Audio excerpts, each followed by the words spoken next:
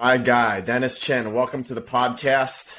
First time doing this in a while. I'm happy you're the first guest back. Really going to be a good one. We just recently met in Orlando, first time meeting. We definitely kicked it, definitely turned into some good friends. Yeah, so if you could, introduce yourself real quick, how old you are, what you're currently up to, and I want to get into your playing journey and then life after football and what you're doing right now. Yeah, first of all, I'm Dennis Chin. I'm originally Jamaican. Sorry for that. I got some allergies right now because of this Florida weather. Right? I live in Orlando, Florida at the moment. Right now, I'm 35 years old, retired footballer that is a founder of an agency, a football agency that works with players worldwide, mainly based in the U.S. and Switzerland, with a partner of mine, Giuseppe Gentile. And yeah, just excited to be with the big guy over here. Get some talks about some footy and some banter. For sure. Yeah, let's start off with that then. When did you start playing? Where'd you grow up playing? And when did you sign your first pro contract? Oh, well, I have a really interesting journey. I'm Jamaican originally, like I said. I kind of found my love when it was like the 94, 98 World Cup. That 94 I was really young, so that was kind of like, oh, this football thing. So I started seeing guys playing on the streets, and I just go out there, and the big guys used to beat up on all the little kids. But it started like my love for the game, and I remember trying out for my school team at like 8. I was still living in Jamaica, and it was like a big deal. Even in youth football, it was like only 3 substitutions, and you're like U10. So it was like, it wasn't that good. I remember not being that good and not playing a single minute for like the entire season. But I found my love for it then, and sooner or later, my parents, my dad, I moved to the U.S. He was already living here, and he decided that me and my younger brother should come for more opportunities. So we came here, and that's when I started getting into the club system here. But academics was mainly the focus for us at the time. But because my dad, even though he was involved in the Jamaica national team, I was actually named after an ex-national team coach from Jamaica. He died in the 1986 World Cup, Dennis Sadie. So that's how I got my name, Dennis. So it was kind of like stars for me to be in football, I guess. But we didn't see that way. I wasn't really that great until when I was really, really young. And I just loved to play. And then I got to high school, and that's when we moved to the Orlando area. And I was like a sophomore, and I was really small. So probably like 5'2", I was 5'2", 5'3", as like a freshman. Wow. Really. And but because of that, I had to be very good at the ball. I was really technical. I could do all these juggling tricks and stuff. That was like my thing. That Jogo Benito stuff, Ronaldinho, and all that kind of stuff.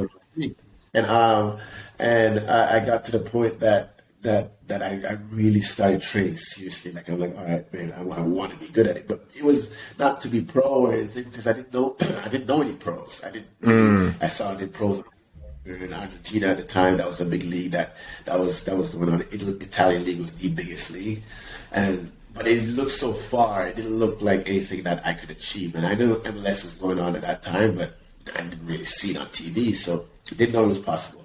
So got into my junior year of high school, and then I grew. Like everything changed. Like I grew. I got really, really quick, faster than everyone else, and like things started clicking for me. Started scoring a lot of goals. And I was a 10. I was a 10, but then at that point I became more of a striker because I was scoring so many goals, running in behind.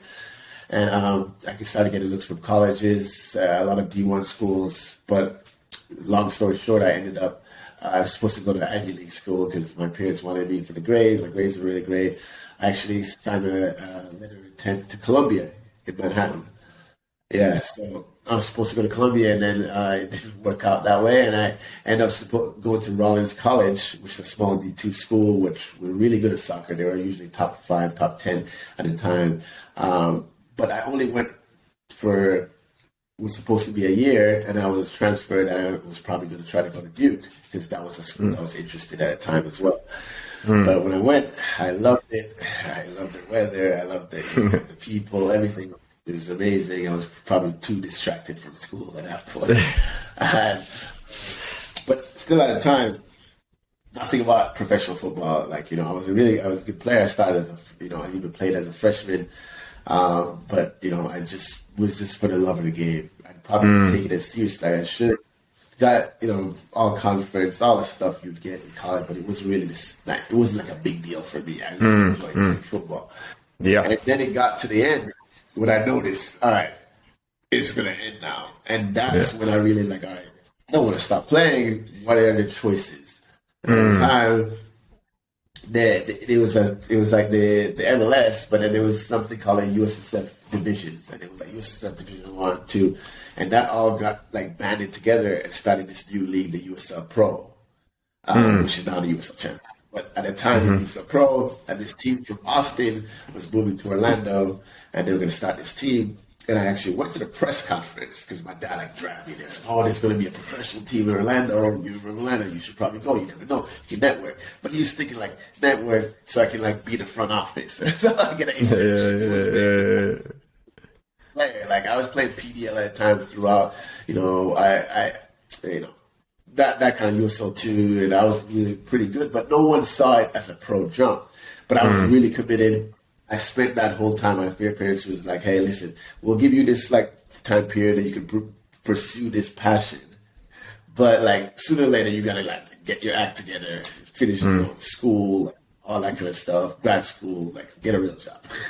And I was like, "All right, give me time." So I was training, and I was training with these group of players that were supposed to do this trial thing where they were gonna get at these top 12 or so college players and guys that think they can be pro, and then they're gonna have this scrimmage where the Orlando City coaches at the time were gonna come watch.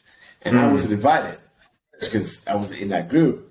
And then someone went down or something happened and I got a call and I went. And the Orlando City coach saw me, and I was the only one that he invited to preseason. Wow. So I went to this random thing. I was just ready, what I mean? Training. I didn't know where I was going to go in trials. I didn't have an agent, didn't have anything else. He was just randomly put in a position, ball out in front of the right eye. He invited me to preseason. I went to preseason. The level, it was this level. These are all guys that, time that were leaving MLS or even MLS. And guys are from Europe. So, the jump was huge, but I was really athletic. And I was willing to learn. That was my biggest thing. Is I would carry pennies. I would carry all the ball. I was the youngest on the team. I was the youngest guy around. I was a local guy because it was Orlando. I was still living. At that point, I moved back home with my parents from college. My parents. I was doing anything, sacrifice anything to just be in that environment. I didn't think I would sign or whatever. I just wanted to live. And I had that environment. And the guys took me under their wing, and I just tried to learn. I wasn't up to scratch technically, comparatively, but I had all the other tools. And then I just, every week in preseason, people will get cut, new people get cut, but I was still there. Still there. It comes to I think preseason for 2 months, no news if I'm going to sign, no indication I was going to sign. It comes to the end, and they're right next to I think the first game of the season was going to be away.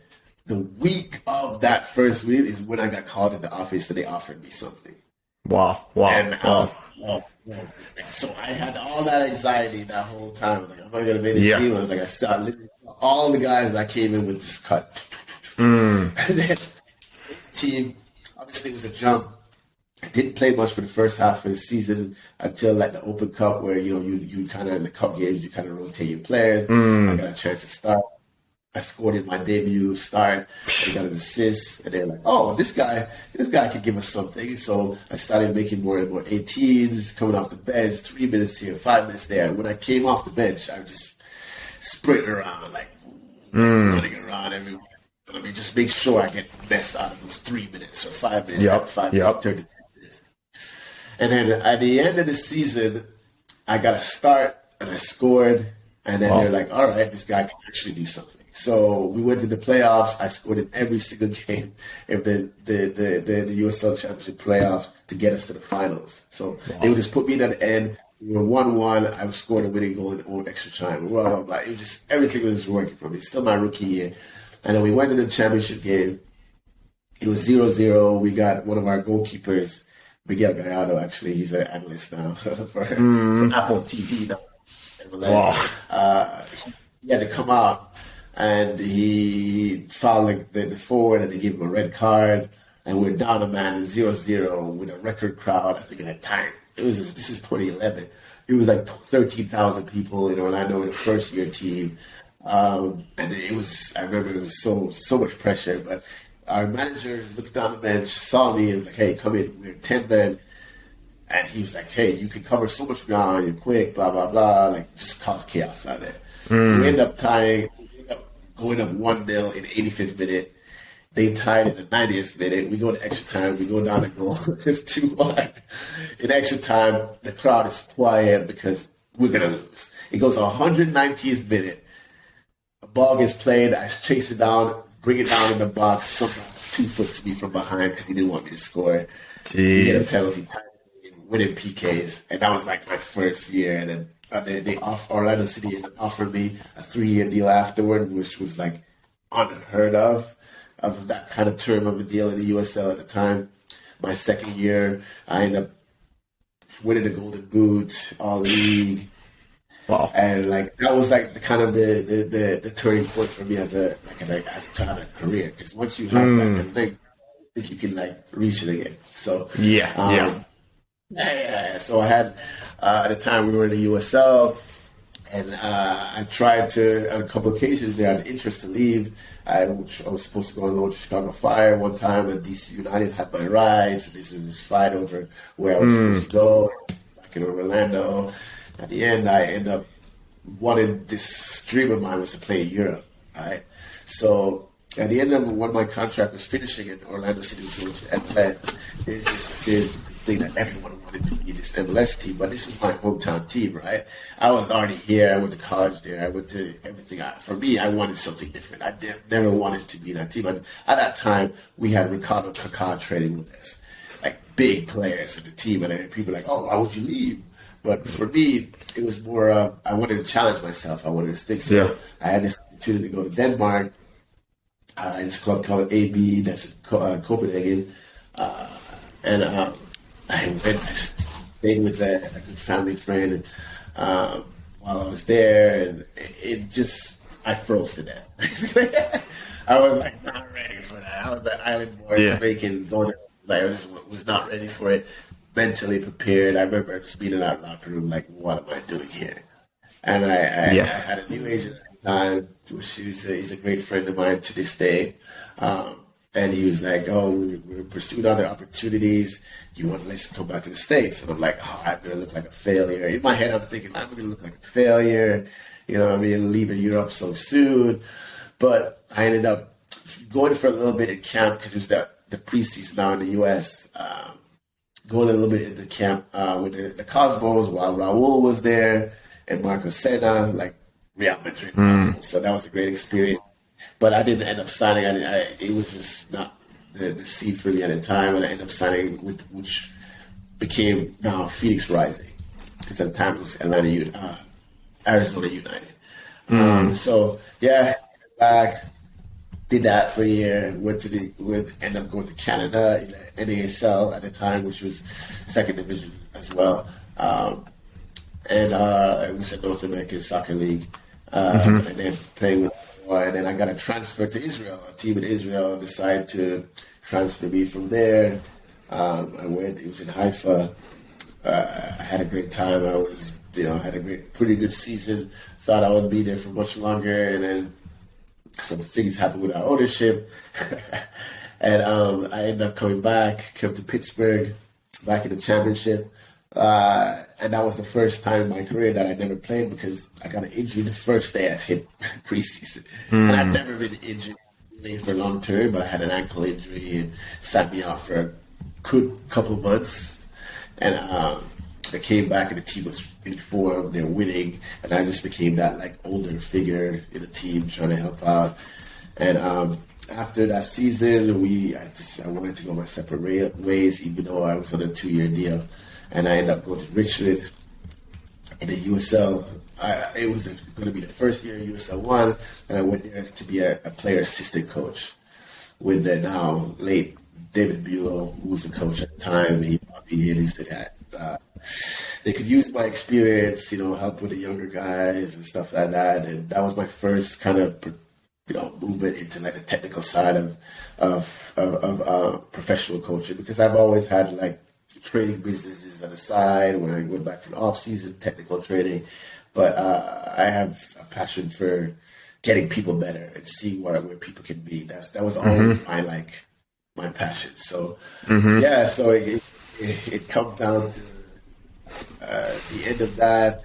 We started to move on, and this is going into 2020 with COVID, and I got another opportunity that I thought was going to be great to be a player coach in China. Wow. In the league in China. I never knew about that. Yeah, supposed to go to China, and then COVID happened.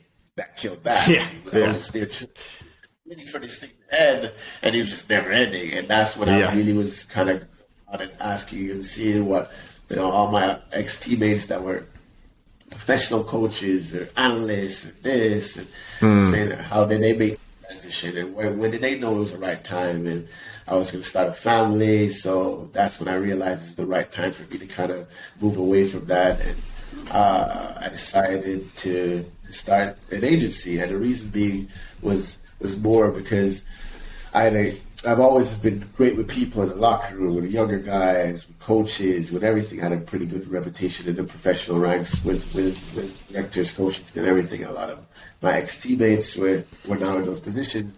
I knew I had the connections, and I knew I had the eye for talent and be able to see where people fit and to get them where they need to go, because I always helped people out before I got the position where I could make it a business. So started that, and that's when I started speaking to my ex-teammate Giuseppe Gentile that I had usually under my wing. He was a young player when I was in Orlando City, and he's a great guy, very loyal, like straight shooter, the best guy ever. So I was like, if there's a guy that I wanted to help me out, it would be him.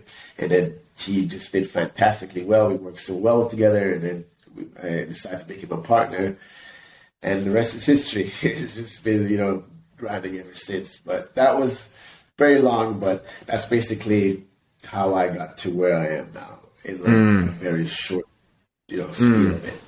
For sure.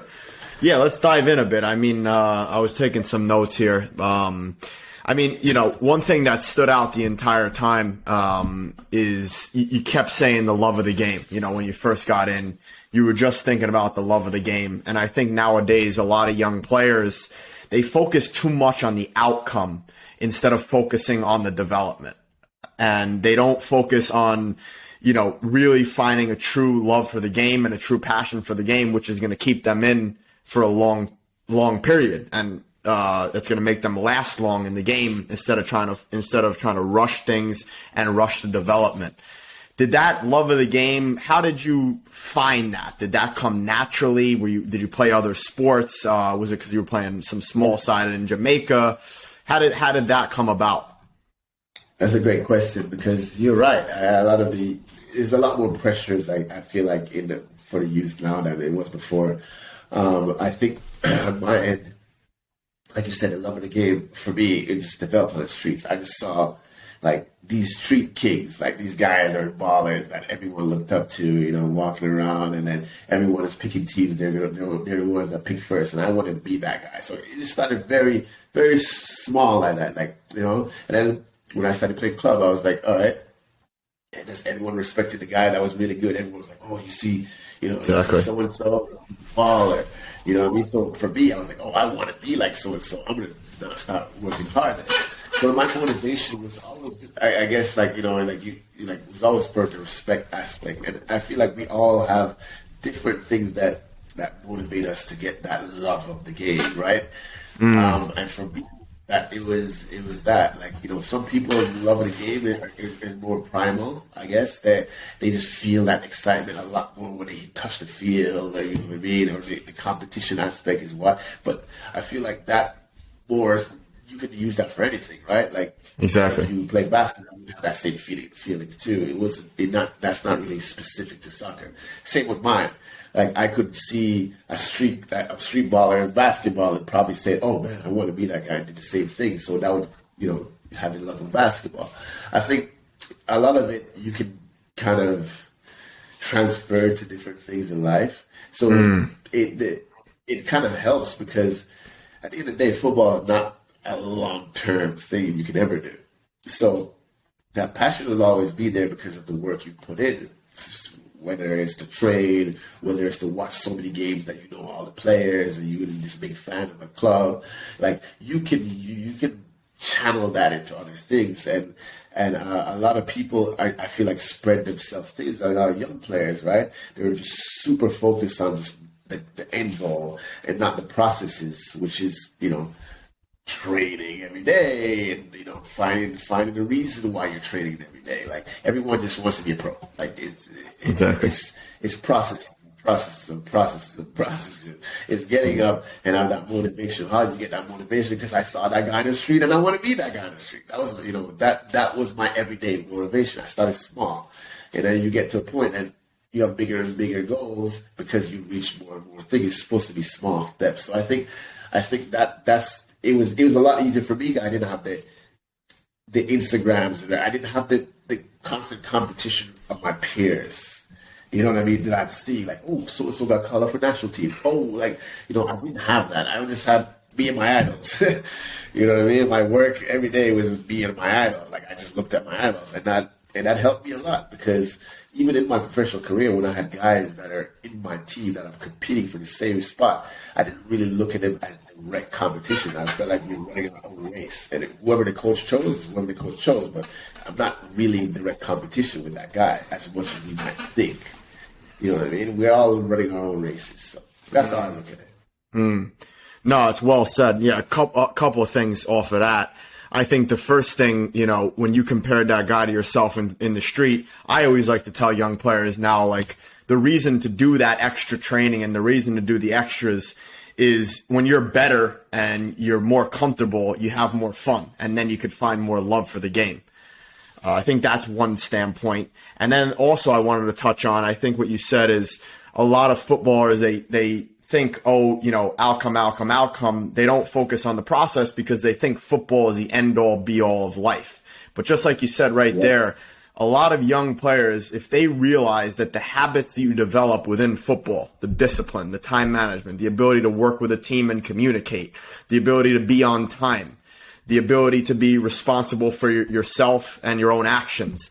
Like you said, you can take that and channel that into other areas of your life. So if you kind of look at this journey as an arena to practice those habits as a young man or woman, and then when you transition into other areas of life, when the game does end, whether it ends at 25, 30, 35, you can transition easier. And then you just have that advantage. I always believe athletes have that advantage over, let's say regular people because, we compete every day, day in and day out.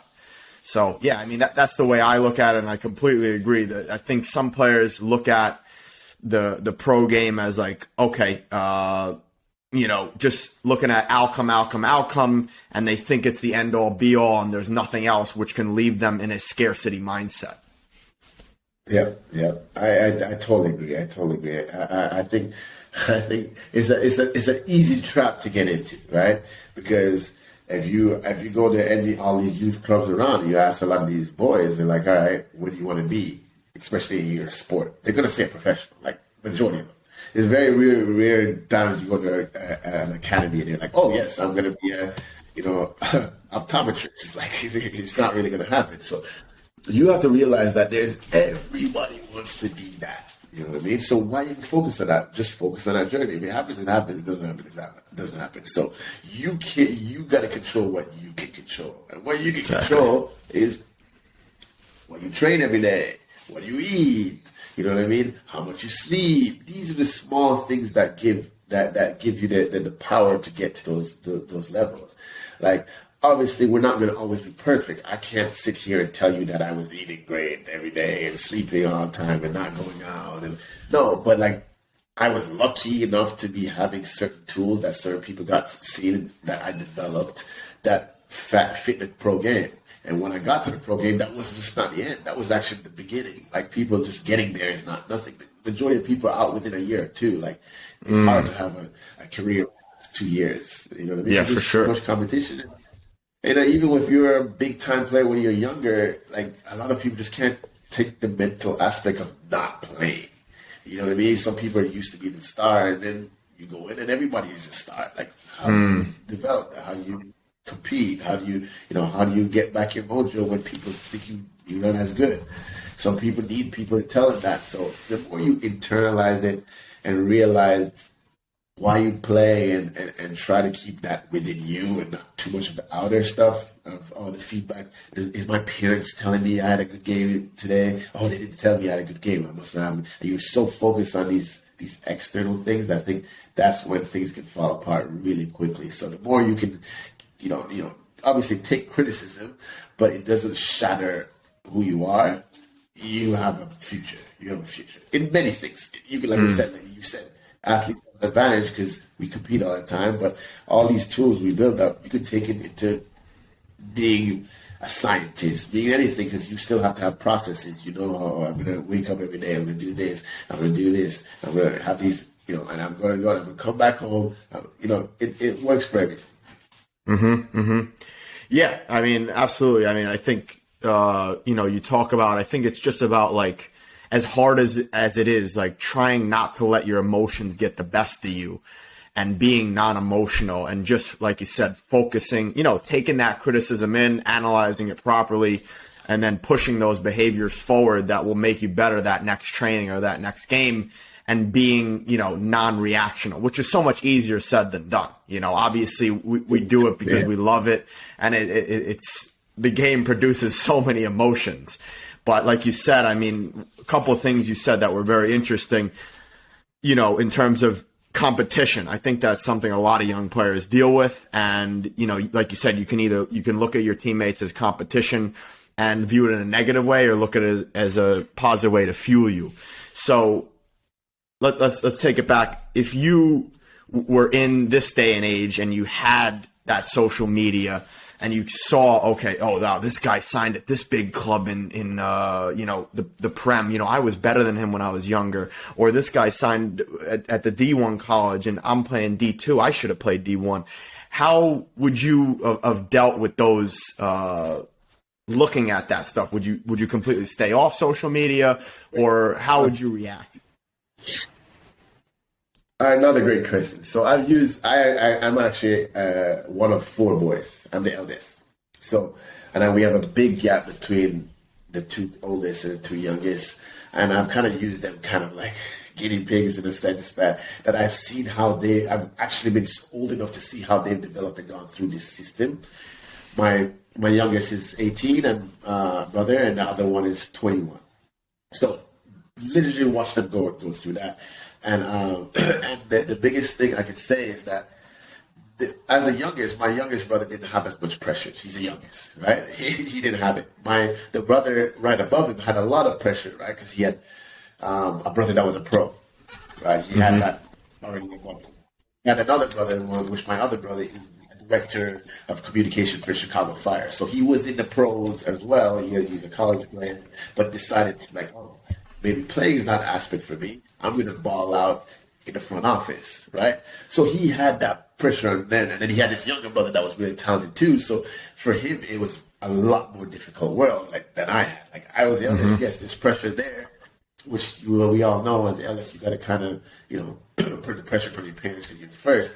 But it wasn't the same as being a middle guy where there's so much there and there's still one at the bottom chomping on your heels, right? And the biggest thing that I realized that worked for him and the things that didn't work for him, and I can say the same for a lot of young guys today, is like when he started really comparing himself to the rest of the DA guys, because he was in the DA at the time, which is now MLS Next, in Orlando City.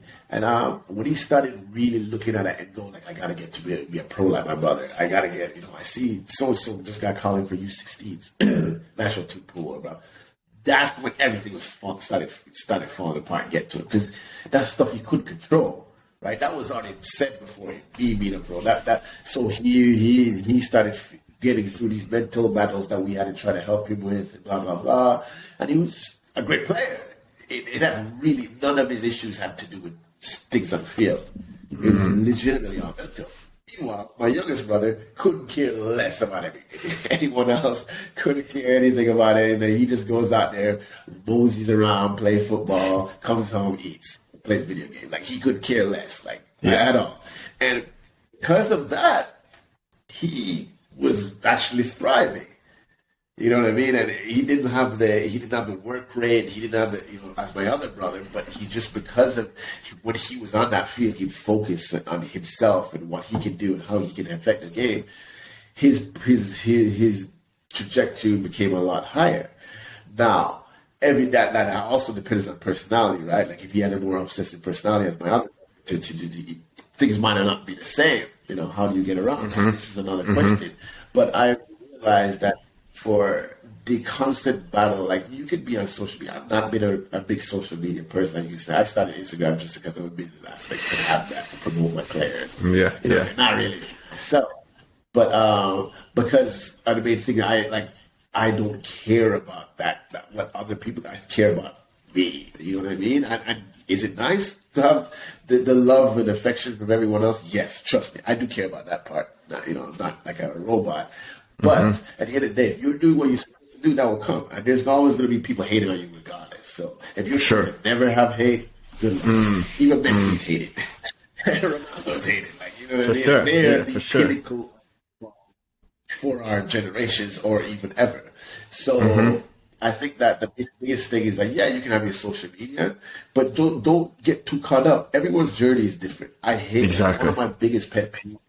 When players reach out to me, we get tons of players reach out to me wanting me to represent them and blah, blah, blah. My biggest thing that I dislike is when players say, well, I played in this team and my teammate went to this level, so that means I'm this level.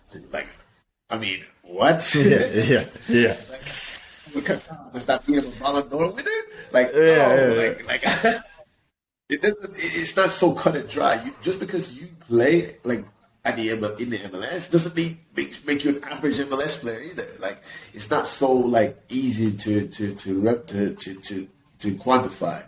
You got to focus on every single time you go off the field to be the best you. That's it. That's the only thing. Love that. You compare and say, I was on a youth national team, so basically I'm better than everyone that's not on the youth national team. It's false. You're being delusional. That's not how it works. Because you can be seen and another guy not seen. I made it as a pro does not mean I was the most talented player in my area at all. It really doesn't. And you can get around that, the pride of it, I'm here because I belong here only. No, sometimes you'll be gifted an opportunity and you're just making the best of it. Absolutely. That's the biggest thing that players need to know. It's very important for you to know that, because that will keep you grounded, one. Two, it will give you a realistic view on what life really is. No one really cares what you think. They want to see what you can do. They want to see how you're affecting. Are you a good person?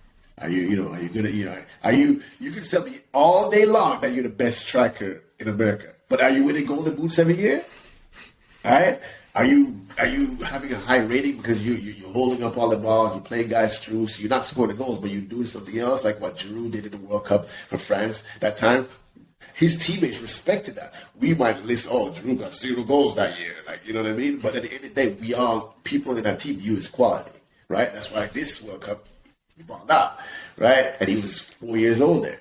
So, the real people know the work you put in and what you're doing. You just, you got to do it. I feel like the young guys are so focused on comparing themselves to everyone else, because we live in a world of social media where it's a constant comparison. Like seeing someone's life. Oh my God, you see this guy just got rims on his car. They're 22s. I need to get some 24. You know what I mean? It's constant competition, and that's not going to get you anywhere in sports. If you're trying to do something, if you're trying to be a marketing genius or something, you got to market a little bit better than someone else. That's different. In sports, you showing me all your tricks means nothing to me. You showing me the best highlights possible shouldn't catch my eyes, but now you have to put it on the field. Like, it doesn't really matter after that. Mm-hmm. So, yeah. Yeah. I need to focus more on the other. For sure. Yeah, I mean, obviously it's a results-based business.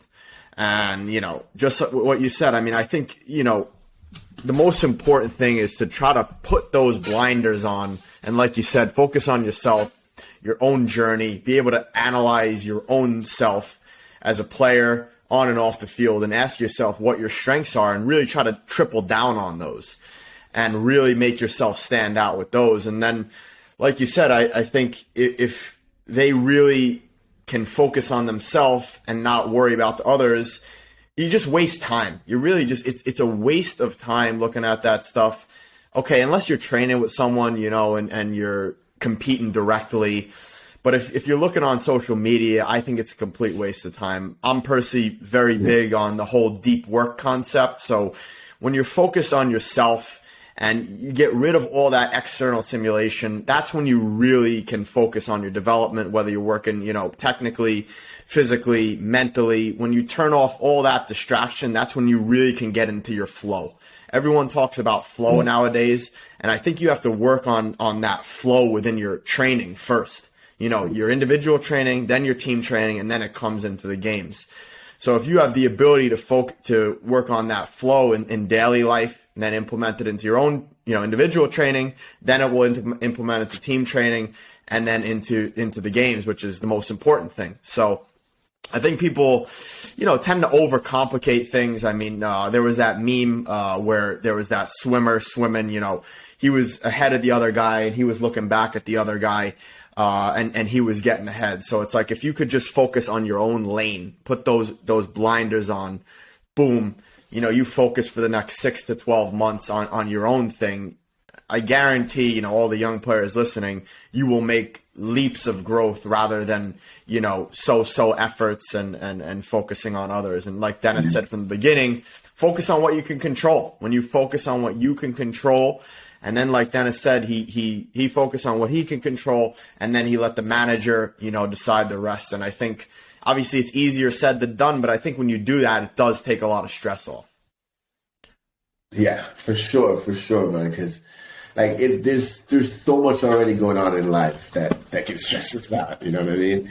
You don't want to add those things that you want to pursue to that. You want to pursue football. At the end of the day, it's a game, right? It's a game that's fun that we chose it for a reason because, we're really good at it. We love, blah, blah, blah. And then there's guys, like a lot of people get very, very, I guess, angry. Some people that really work hard. Like there's guys out here I know that do everything right. They listen to all the, the people that you're supposed to be listening to. They strength train, they recover, they don't drink, they eat perfectly fine, they work hard, they're in with it themselves, and they're just not as talented. They just don't get that opportunity. At the end of the day, you have to be happy with yourself still, though, because you're doing what you can do. Like it's out of your range. Like I can honestly say I did not do everything that I'm supposed to do to have the career that I should have. I still had a good career, but I could have had a much better career if I would have buckled down and done some stuff. And that's a lot of things that I try to get our players now to think about. Is like I had that innate talent, and an innate athleticism that was a good reacher. That I remember Adrian Heath, the Orlando City coach at the time, but who's now the coach of Minnesota United in MLS. He used to be like, well, with your tools, you can be on lead. Why are you still here? And I would be like, I'm trying my best, or I'm doing. And I knew deep down, like we all know deep down, I'm not trying my best. Like deep down, I was eating Hot Pockets. I wasn't going to the gym. Like I was coming in and doing this was the minimum, was the best that I knew how to do from before, which was love the game and go train on my own and whatever. I love that. I didn't like going to the gym, lifting or making sure my body. Because at the end of the day, I used to say like this: well, I had no major injuries. I had no this. I was healthy already. Should I lift now and put muscle on and they could get muscle injuries? And like I was using these things as an excuse to not work and not get better.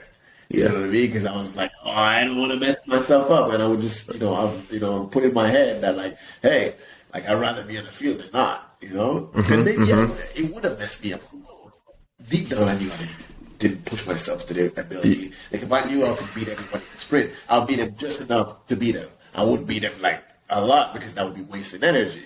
And I don't want to waste energy, right? I want to get out and look cool doing it. Like those are the kind of things that hold you back, though. Like that's the thing. Deep down, I do it, but a lot of players, I feel like they kid themselves. They be like, "Oh, well, I'm my best," or you know what I mean. The coach just doesn't like me. I hate that. Oh, the coach just doesn't like me. I'm like there's no one in the world right now unless they have a legit hate of you. Yeah. See you be the best player by far and leave you on a team. No one. Like, it works against nature to do that. Like I'm a coach and I say, bro, if I know for a fact I'm playing this guy, we winning, especially the pro game, you playing that guy. Like your job, that's your job. Like you need to win, so you're gonna play. So when people like, oh, it's because the coach. It's not because the coach is lying to you. It's because the coach thinks that other guy will do better than you for what he wants. That's Absolutely simple as that would be. We have like needs. We have connections to other humans. There's just that. You know, how do you get around that? You get around that by not being so close to that guy, right? You say, I'm better than him, but that's like subjective. You need to be like really better than him. Like we all know coaches that guys show up late. They don't care about the team, blah blah, but they still play, right? Because they're good. Yeah. That's the truth of it. So don't use that. People need to stop using that as an excuse. Like just look at it logically. Logically, the guy's playing that other guy because he really thinks that other guy's better than you. So what are you gonna do about it? Like cry. It's called it's politics. It's all these politics. Like it really doesn't help you to say that. Like that's not going to help anything. Like, you're just looking better to your other friends. Like, that's the reason I'm not playing, man. I'm upset because of politics. See, that's just to help your ego. You know, not really going to help you. Absolutely. No, and like you said, I wanted to point out there. I think, everyone, like you said, with your middle brother, he had a different personality. You have a similar personality. Your younger brother, and he had a different personality. So, your method of training, if you adopted, I always say this, like you said, everyone's got their own style. Everyone plays a different role on the team. So they bring their own style as a person and also with their attitude and on the pitch, So if you were to adopt that obsessed style, maybe you would have played more stressed. Maybe you would have played in a different way. So I think it's about, like I said, finding your style, Some guys are more obsessive. Some guys are more type A. Some guys are more, honestly tends to come more from the islands, just chiller, chiller, more relaxed, more fluid. And honestly, I've become obsessed with movement, just living all over the world. And I've really tried to analyze movement. And if we, looked at the best players who move the best, it's generally the South American guys, and, the Caribbean guys, the African guys. And why is that? Because most of their culture, I think, is a lot of banter, a lot of laughter, a lot of dance. And I think that has a lot to do with the body and how the body moves. The Western cultures, I think, are more stressed, or more locked up. And, obviously that has an effect on the field. So like I talked about before, what I started adapting as I got older is trying to find that flow and that bounciness and more of the fluidness rather than the uptight. And I think that all starts in the mind, It all starts in the mind, how you are off the field. We even talked about this in person.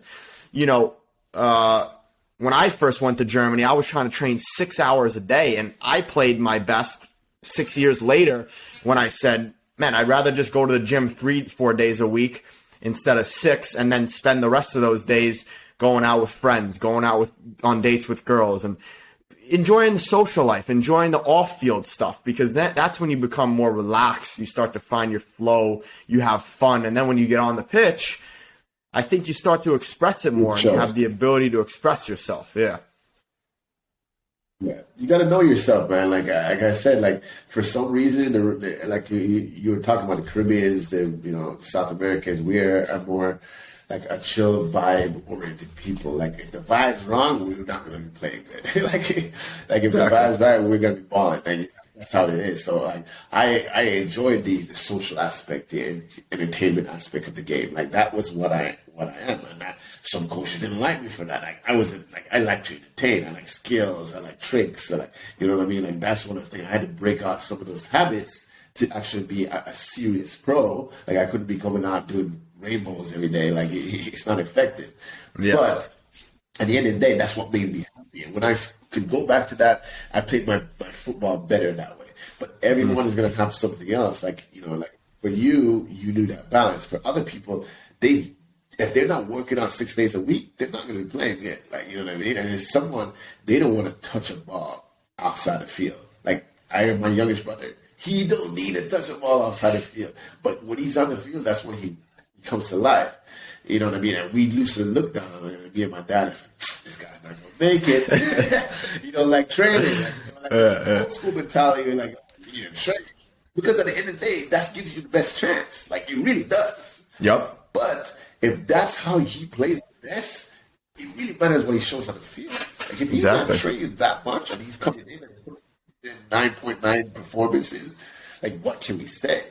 Now we're gonna start training him up, and then he comes down all stressed, and then plays like you know, within the 7 performance. Then you're like, all right, what happened here? Yeah. So you just gotta find who you are. Don't try to be like anyone else. Like, there's one Neymar, right? Like, there's one Neymar, and not everybody could be like, you know, moving like that. It really is. Like, there's one Ronaldo. Then find who you are, what's your balance is, and then just make it happen. Like, I used to always test myself. People used to be like, "Oh, you play a lot better when you're mad." So I'm like, "Oh, get me mad, man." I realized that you play a lot better when you're laughing. And I'm like, "Oh, no, like you're cracking jokes." Blah, blah. Yeah. I realized that's when I played when I was happy, when I was laughing, or like that. But sometimes it was hard. I tried to fake it because I wasn't having a good day. You know what I mean? I'm like, "Oh, like let me just cheer up because I need to play good." Like, yeah.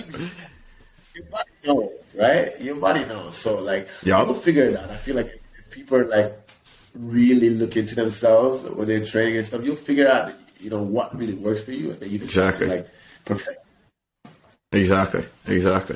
Love it.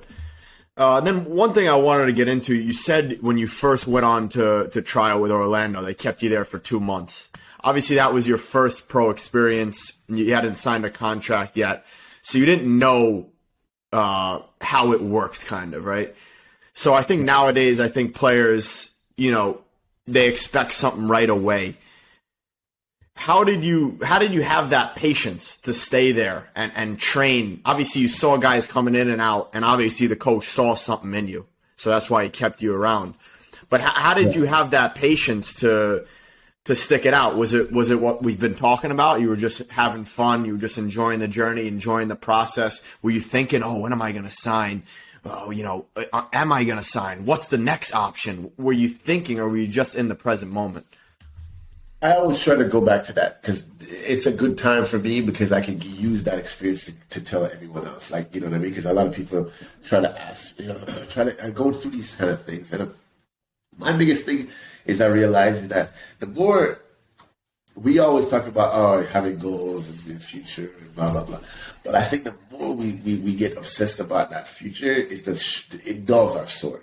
Like if we're like at night, like it dulls. We need to be really in the present.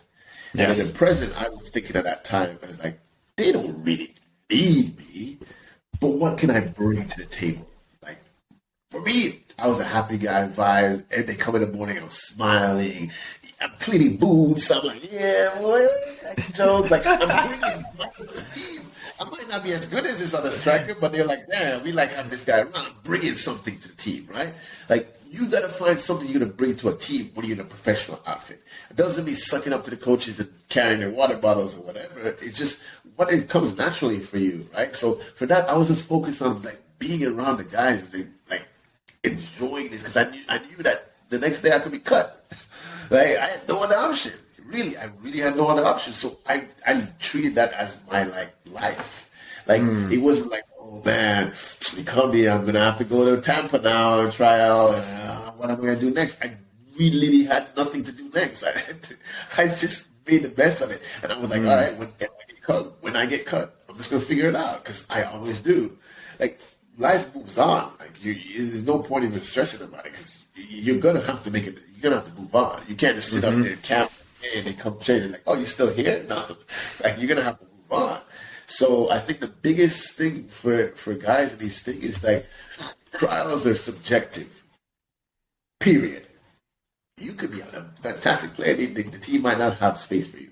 They might already have 5 strikers. You're a striker. They might have 4 defenders, or whatever. So you're always going to places that you don't know. Like, you know what I mean? Try to do your research, figure out if that's an environment before you even get there that you can, do well in. If you know that you're a tiki-taka type player, or you're really technical, and you're going into try for a team that's like that plays counter-attacking football, you actually started doing yourself a disservice already, right?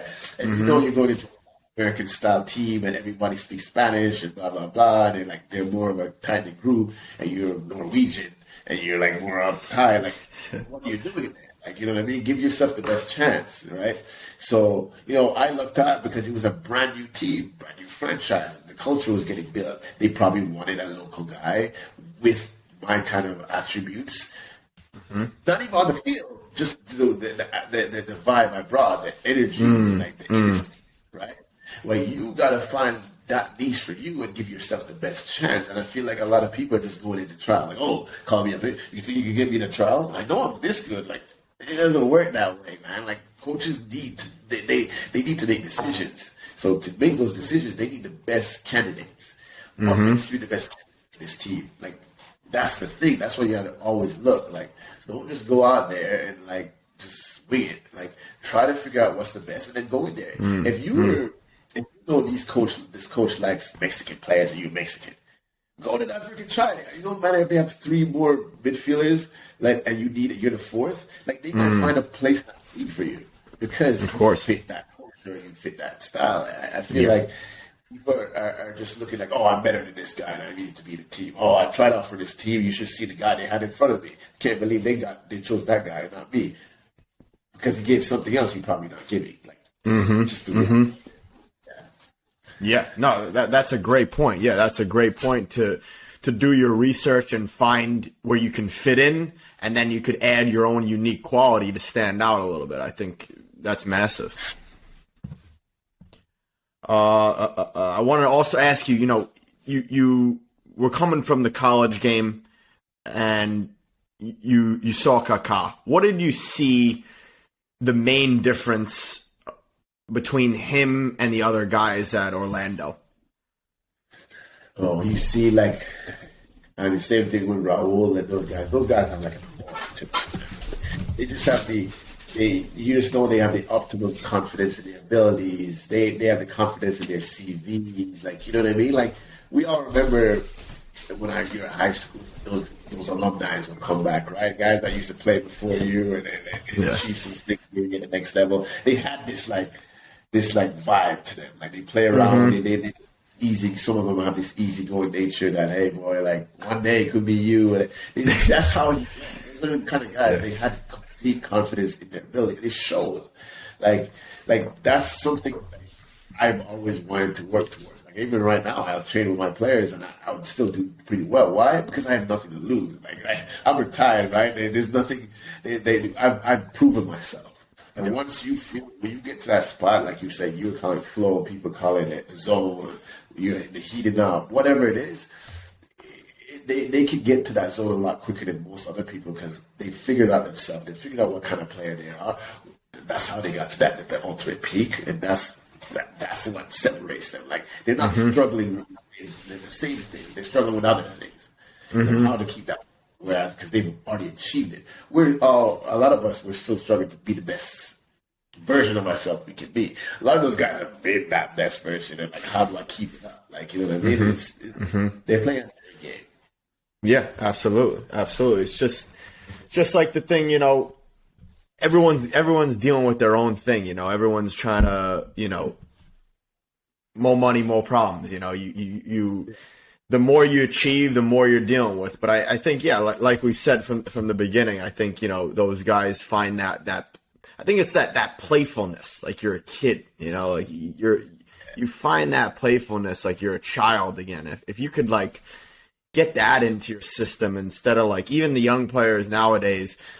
I see the 17, 18-year-old guys coming through the system. They're like, ones that I've seen, very stressed. And obviously when you're younger, it's hard to find that flow. But I think that comes like when you said you play, you enjoy the game, you play pickup, you have fun with friends playing the game. And you don't take, like, obviously during training, you want to be serious, you want to be disciplined, but it's okay once in a while to have a laugh. Have some banter with the boys in the locker room, and that, like we said, it transfers to the field. Yeah, for sure.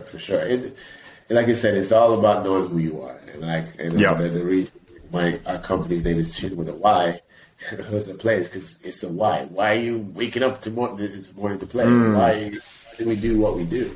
It's a big portion of my life that I realized that's helped me. And I'm not perfect. I'm still trying to figure out myself. I'm going to grow. I try to have a growth mindset to constantly push myself every day. But when I look back, I can see the times through our past what has worked for me and what's worked for me and what's not worked for me. And we be reflective on that without being too reflective and living in the past, right? We got to stay in the present a lot more and figure out like, hey, like this is what works for me. And a lot of these guys, they don't know that yet. And it's a process. So for sure. For sure. Yeah. Now that we're there, towards the end of the conversation, I always like asking this one, if you were to give your 18-year-old self the advice that you were to give, with the knowledge that you have today, what would you say to your 18-year-old self at your current age? I would say I was like the total opposite, right? Like I said, like I really was very internal. Like I said, I was no stress kind of guy. Like I just like what's going to happen, it'll happen. My game is going to talk. I would have told myself to really push myself more to achieve higher goals, not just be okay with what everyone else told me or what like I said, like I had the talent to do more. I was just not using that, and I was okay with making excuses about it. So that my thing is to take more accountability for my career. I guess I would say, that's a good one. And not just not just ride the wave of it. You know what I mean? You know what I mean? I rode a lot of the wave of it because I was like, oh, this is what I should be. Because that's what I thought I should be. Whereas when I could be like, all right, thinking of like, where do I belong? Instead of where I should be. And then go from there. You know what I mean? I probably belong to stay in Orlando City a little longer. You know what I mean? Because that's where I was feeling loved.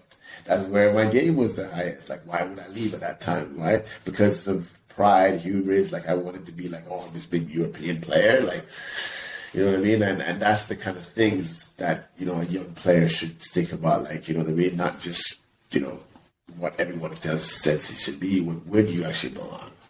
Yeah.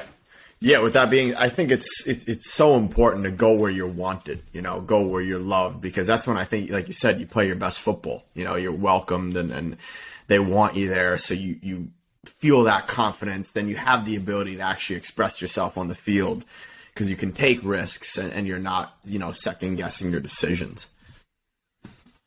So. Yeah, and then I wanted to kind of touch on, obviously, a lot of young players. I'm sure you get asked a lot. I get asked a lot. When is the best time to get an agent? When do you know if you need an agent? Who needs an agent? Just, touch on for young players. Oh, yeah, that's a good thing. I try to, as best I can. It's crazy because I get so many people reached out, but I'm one of those guys. I'm trying not to be big time. If I can see your message and it's there, I'm going to reply. Like, it's just how I am. I can't turn that off. And I try to educate, right? And not no. If I have the time. Sometimes, it goes like things pop up, you don't get a chance. But one of the main things I would say is that you don't need an agent, technically, ever need, right? An agent should be an extension of your support system, right? And I mean that like my dad is a support system, my mom is a support system, something that supports. What your agent do is a support system in a marketing kind of way to market you to opportunities, or you know what I mean. But you don't. There's no point of you getting one if you're not at that level. Like you can have the best agent in the account. What are you gonna do? Like if your level is USL 1 and you're trying to play in the Premier League, and I have all the Premier League connections. People think that like, all right, like I'm a Premier League agent, I'm gonna get you playing in the Premier League. It does not work that way. It really doesn't. Like you have to be of that level. Like it doesn't matter how much I believe in you, or what you do, or whatever. Like no, you have to be at that level. Like the coach, at the end of the day, the directors are the ones making decisions. So all the agent does is push you in front of the eyes, and most people's CVs and everything they're sending to me is just like everyone else's. They're good players. Like tons of you guys are really good players, but like what makes you stand out compared to every one of the other guys that reached out? Like, oh wow, you won some, championships with youth, or you're currently in a pro system, in a lower division, and blah blah blah blah. What makes you? What makes me want to work with you too? Like I don't want to say like it can't be like it can't be a battle, right? If it's a battle, if I have to battle to get you a trial, you don't need an agent. You need to go perform on the field so people respect you and want to sign you. And then when that comes, you're like, oh, what do I need an agent after that for? It's like, you probably don't. Right? But if you want to take some burden off you and you said, hey, listen, I'm balling right now in the USL or the Championship or MLS right now. Like, I want to focus on balling. I don't want to focus on my next step yet. Like I said, it calls you blame. Right? I always say that. Let your agent focus on that. Then you have those conversations with him, and that's what the agent is for, is to get you to that next part of your development of your career. Now, it's not to just get you in the door. Like guys, he's trying to get you to get you in the door. You're trying to use cheat codes in a sense. Let's get that guy to get a trial, right? You know what I mean? It's a cheat. Like at the end of the day, like especially if you want to play the US, there's doors open. There's open trials. People are like, oh, we use open trials just to collect money, and yeah, I guess you could say that, but why? Because the guys that are in open trial are usually not at their level. So that's why some money, because they know what's getting big, because they're not at the level. But like as I said before, if you are so good, in no club and coach in the world is going to turn you down. It's just, that's how it is. I know, I said, I got seen on the streets. I literally got seen on the streets and got invited to preseason. Like, the guy didn't know my CV. He didn't know where I played before. I didn't have no national TV caps at the time. He literally saw me and like, oh, this is what I want. And that's what the coach is going to do. That's if they see what they want, they're going to get it. Like, you're there at that trial. So I think that the biggest thing to do is, like you got to do the footwork as a player to put yourself in as many positions as possible to get into that. And getting into that door is not even like great for me. I could think like I could see you like think this guy's a USL championship player, like or whatever, and I'd be like, all right, let me see if I can get him. I guess you try, you made a team. Now what? You're a USL championship player. Then like, can you ball? Like that's all I care about. Can you actually reach your potential? Like if you're not reaching your potential, then we do this again next year. And we do this again next year. I got 5 teams every year now. And it becomes like this battle. We want it to be like it's like this, but we're always going up. It's never going to be like this, but we're always going up. So, like, I feel like it has to be the player. It has to be the player. I'm only as good as the player. Like, and that's why a lot of agents are going for the best players because it makes everyone's job easier. Because now it's only about picking the team that's the best for their position, not finding a director like just trying to convince them that you're good enough. You know what I mean? Like sometimes you need to just stay at the level you are and ball till you are good enough. You know what I mean? And it's nothing wrong with that. But some people are like, hey, but I just get myself in the know. I know I'll show it. That's what everyone says. There's thousands of players telling me the same thing. I can't choose you like that. Like it doesn't work that way. It has to be through the team. You know what I mean? I can believe. I've taken many chances on guys and believed in them, and they proved me right. Some proved me wrong. Some proved me right.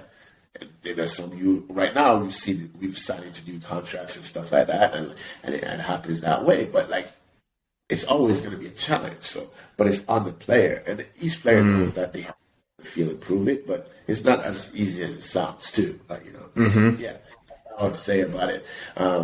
With the player side, with the agent side. Now, when you get to a point where you feel like you're getting approached by clubs and blah blah blah, you need someone to actually tell you, like, don't go here, because they know what's going on. For sure. That's when you need an agent too. Like, it's not, and then you got to look at it too. Like, there's different types of agents. There's guys that just do contracts. Like, around when contract time comes, you hit them up and like, oh man, I'll get you a team. Then there's guys like us. We try to build a relationship with a player. We talk to them as much as possible, within regions. And some players they don't need you. Like, you're a player that we rep, right? You're a guy that fit together. I don't have to check out Ray to make sure he's missing a flight here, or like going to training, or, you know what I mean? Like, I only need when you need advice for certain things. Should I go here? Should I stay in Europe? Should I come to the US? What's they saying about? That's what you need. That your needs are so different than another kid's needs, right? Whereas other players might want an agent because, like I said, they might think they have more connections or whatever, and they don't want to talk to that guy. They were like, hey, when it's time for me to move, you better make sure my move is ready. That's different. Some people need to support that. Yo, it's a bad day in training, bro. Can I call you? Let me talk to this. Yeah. That's what I'm good with that. Like, that's what the kind of players we have, that kind of relationship. But that's not every agent. Now, most agents, for sure. You have lives too. There's nothing personal. Yeah. It's just not their. It's not their strength. They're good at what they do in other areas. Yep. That's just how it. Yeah, really helpful. Really helpful. I mean, gist of it, I think the right agent is the right filter, and then the second thing, if you can get an agent to do the thinking and the planning for you, and you can do the playing, I think that's optimal. Yeah, exactly. So, guess there's people. I see something in the chat. I guess I didn't know there's a chat there. Oh yeah. Let's see what we got here.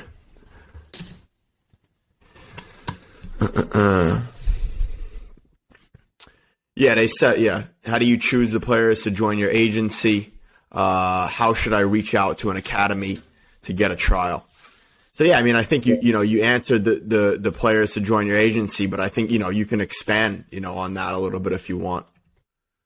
Yeah, we always, like, at the point, like, there's a personal connection thing for us. So, like, not only are you have to be a good player, for us, you have to be a good person, you have to be someone we kind of vibe, because then I know that when push comes to shove and there's stuff's going right, you're gonna listen. Or you're gonna listen to us. You're gonna take advice. You're gonna, you know what I mean. Or you're gonna, if you're a flaky kind of person, or you might be a really good player, it's just not the risk I would take.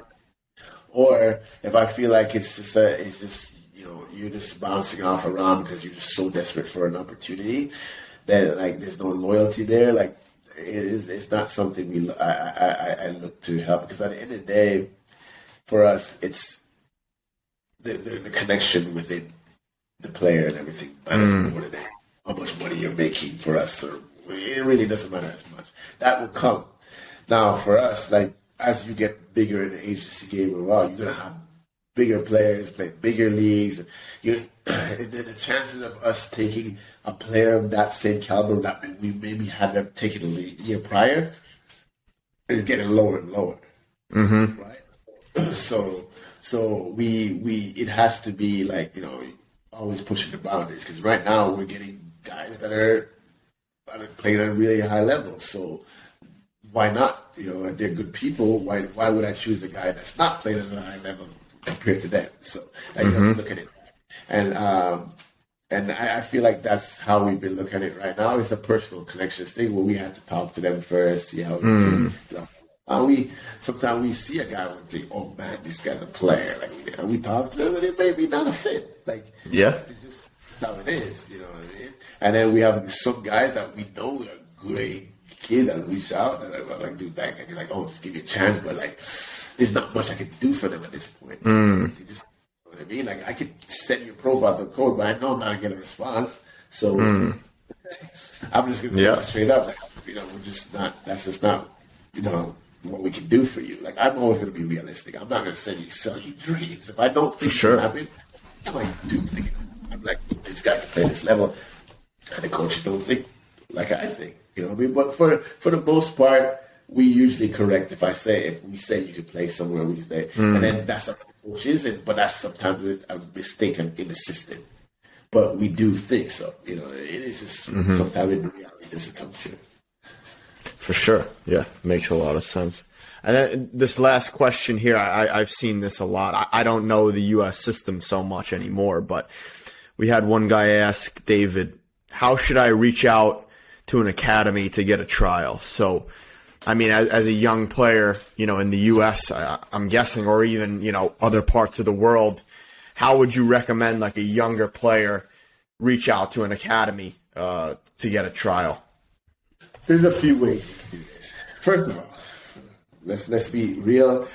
You have to have the ability. Like if you need to see this academy and like, all right, I'm knowing the guys in my age group.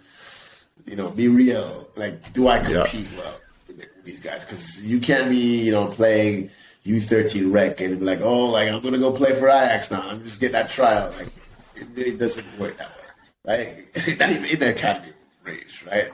So a lot of the MLS academies and the European academies too, they have scouts. They have people that actually watch other club teams games and blah blah blah blah and da da da da. So first of all, if you're playing in the same state or league, you want to play against that team. You want to play well.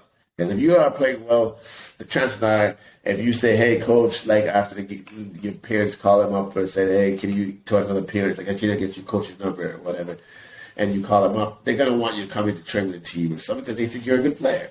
This is how it goes. Or you go to their website, you find a guy to email. If you have some footage, this is good to show and say, "Hey, listen, we just love to come in and have a trial," but like nothing is ever so easy. Like these guys probably hundreds of kids trying to come for a trial, right? So what makes you stand out? Like, so I would say that you have to have a pretty decent CV. You have to think that almost you are at the level or better to even reach out. Because why else? Play good against those academies. Play good, have a reputation around that you're a good person and you're a good player. And then talk to other players. Ask the other players that are maybe at that academy. Reach out. You guys on Instagram these days. Reach out to other players that are in those academies and the U16 or whatever level you are. Say, hey, how is it over there? Who's your coach? What's your coach like? But ask the questions. Like that's how you go about it nowadays. Back in those days, we wouldn't even know. But right now, most of the information is on your fingertip. You can get to a guy that can get you to another guy that can get you to a guy to get you where you need to be. You just have to have the tools to actually make that team. So realize that it's nothing personal. They might not respond because they have tons of people that are nothing that. Oh my God, I'm going to show them. Absolutely. You know, FC Dallas didn't want me, but I just got signed to Houston. Ha ha ha! Like, you know, sometimes people didn't see the email, or it's not. It never as personal as we think. You know. Yeah. Amen. And just one more thing to add on to what he said to compliment it. You know, just make yourself the best player possible, and then find a team that you can play at. Maybe where you're the big fish in the little pond. Maybe make some noise. You know, get that video up, get that CV. And then pursue the next team and move up slowly. You know, it's not going to be huge jumps. Focus on your development like we've been talking about through this whole conversation. And, you know, the U.S. is getting better. Obviously, Europe is up there. Someone's going to see you, you know. And when you're I think the most important thing that Dennis also stated is being ready for that opportunity. If you reach out to, you know, Houston Dynamo Academy, and like you said, you're not of the level, it's just a waste of your time. So make sure you're of the level, be realistic with yourself. And when you're ready for that opportunity, you're gonna take your chance and you're gonna sign for the team. But don't rush it. Don't rush it. Take it step by step, like we've been talking about through this whole conversation. Focus on those process goals. And eventually, if you have your eye on the prize and you focus on the present, you're gonna get there. Yeah. And I'm a late bloomer. I call it late bloomers, the guys that were never like the top kids at 13, 14, 15 years old. I remember when I moved here, I went out to try out for ODP team, and that was the thing there. ODP, and you go region team, you go national team. And I didn't make the state team at probably like 15, 16 years old. And I remember crying on the way home. Like, I'm done, man. I can't believe the boys are going to clown me. You know what I mean? You're like, oh, I'm crying. I swear to you, that gave me the motivation, like legitimately gave me the motivation to take my game to the next level. And those guys that were that top dogs, that same next year when I started scoring all those goals and getting all these recruiting options and blah, blah, blah, blah, nobody remembered about those guys. I don't even think half those guys have played in college or even pro. You know what I mean? And I was not the guy that they were looking at then. Like, you're going to get some no's, but you have to use it as motivation, not use it as politics again got me. You know what I mean? Like, if I had to go like, oh yeah, man, I should have been on that team of politics, then I wouldn't have had that motivation, right? I wouldn't have wanted to change because I already thought I would have been at that level. But I knew, like, I didn't get picked for a reason, and for some reason, I don't know why, I thought I had a good trial, I thought I got good, but something a reason, so I need to get better. You know? For sure. Absolutely. And like you've said from the beginning, it's about being persistent, continuing on the journey, continuing to push forward, and your opportunity will come.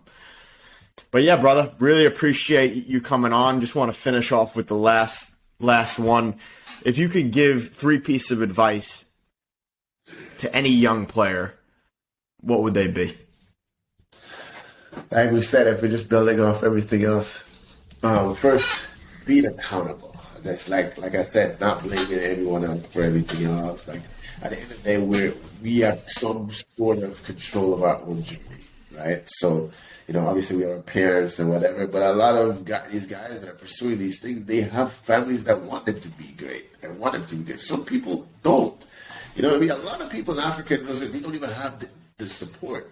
And not on purpose, it's just because there's a condition, So we have to make sure we're blessed in a certain way, some of us, that we don't take it for granted. So one is accountability. One is to be, to know that it's a privilege to play a sport, like privilege to be healthy. so don't take anything for granted. Like, so accountability, privilege, like, and then another thing I would say is to find the joy in being present, like not too focused about future and what I'm gonna do, and if I don't make this team, what's gonna happen? And I'm going, oh my gosh, if I'm on this team, I should be playing already, so I'm not gonna be seen by the national team scout. Oh, I'm on the bench of this team. Oh, if I can't make the DA first team, then I'm definitely not be. Those things are what's gonna derail you, like big time derail you. Like, if you start focusing on these kind of stuff, so I would just recommend, like, just being present, living the moment, because you're not going to be young forever. And I see a question said that because your team turned you down because of your age. Yes, teams can turn you down for anything. You might be too short, you might be too tall, you might be, you might come in wearing baggy clothes and they're like, ooh, you don't look like the part. Like, who can turn down for anything? You know what I mean? Like, so, like, let's not focus on that. Let's focus on what you can control, right? Exactly. Like, your age is not something you can control. Like, like, that means that's just not your place. Like, be somewhere else should happen. So yeah, obviously it's all great to be 18 and Mbappe level, but like the chances are it's not going to happen, and then you might be 38 and Mbappe level, and you're like, oh, should I still give it a go? Lower, but yeah, and then try. Who's telling you not to try? So absolutely, Denzel. We appreciate you coming on, man. You're a busy man. I know you're out in that nice weather. Wish I was over there, not in this damn snow in Latvia. But yeah, Orlando's a vibe. To the audience, Miami's not it, boys and girls. It's Orlando. Check out Orlando. Absolute vibes out there, man. Really appreciate you coming on, and I'll definitely, if you come over to Switzerland, we'll link up soon. That's for sure, Doug. Yeah, for sure. I'll be over there in May, or I think in April, May. So okay. We'll link for sure, man. And some sooner or later, I'll make it to Latvia. So sounds good, brother. Sounds good. I'll show you the ropes. Out here. All right, brother. Appreciate you, man. Have a good rest of the day, homie. You too, my man. All right, brother. All right, peace.